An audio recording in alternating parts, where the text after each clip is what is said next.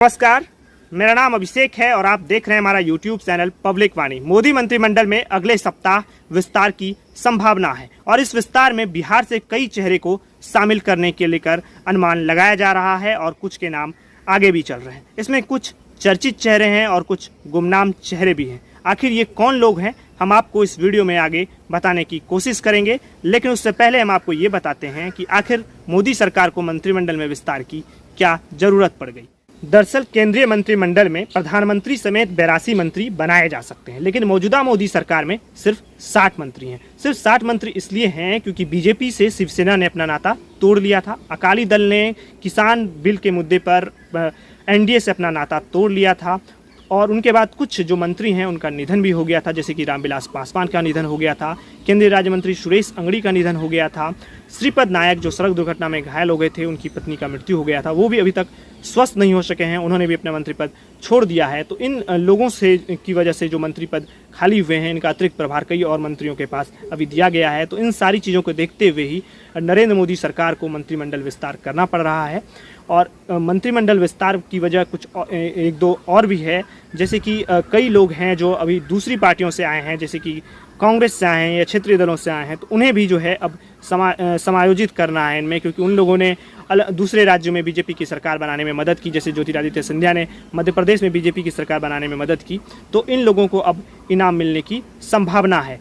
तो इन्हीं सब चीज़ों को देखते हुए जब अगले सप्ताह या फिर अगले कुछ दिनों में जब नरेंद्र मोदी सरकार के मंत्रिमंडल का विस्तार होगा, तो उसमें जो है बिहार से भी कई चेहरे के नाम चल रहे हैं और संभावना जताई जा रही है कि इसमें बीजेपी से जो नाम सबसे आगे चल रहे हैं उसमें नाम है सुशील मोदी का। सुशील मोदी, जिन्हें कि इस बार उप मुख्यमंत्री नहीं बनाया गया, जो बिहार की पॉलिटिक्स करना चाहते थे हमेशा, कुछ अनमने मन से ही सही उन्हें केंद्र की राजनीति में भेजने की तैयारी चल रही है। उन्हें भेज भी दिया गया, उन्हें राज्यसभा का सांसद बना दिया गया है। तो अब उन्हें ये कहा जा रहा है कि शायद उन्हें मंत्री बनाया जाए, क्योंकि उन्हें बिहार में एक वित्त मंत्री का पद संभालने का एक लंबा अनुभव है और अभी जो वित्त मंत्री हैं वर्तमान में निर्मला सीतारमण, उनका कोई बहुत महत्वपूर्ण जो है उनका कोई बढ़िया परफॉर्मेंस नहीं रहा है। इस वजह से भी ये संभावना जताई जा रही है कि शायद उन्हें वित्त मंत्री का जो है भार दिया जाए या कोई अन्य मंत्री उन्हें बनाया जा सकता है, या फिर रामविलास पासवान वाली जगह मंत्रालय भी उन्हें दिया जा सकता है। दूसरा नाम जो चल रहा है वो है संजय जायसवाल का, जो बीजेपी के इसमें बिहार में प्रदेश अध्यक्ष हैं, उनके नाम की भी चर्चा चल रही है।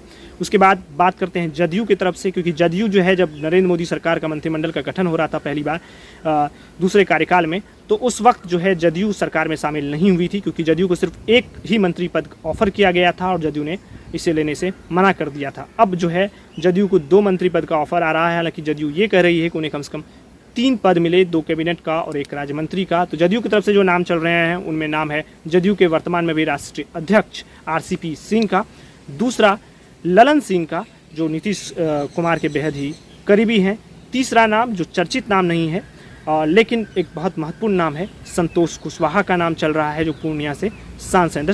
संतोष कुशवाहा वो हैं जिन्होंने 2014 में जब जदयू को सिर्फ 2 सीटें मिली थी, जब जदयू पूरे बिहार में बीजेपी से गठबंधन तोड़ करके अकेले चुनाव लड़ रही थी और 2 सीटें मिली थी, तो उनमें से संतोष कुशवाहा भी एक थे।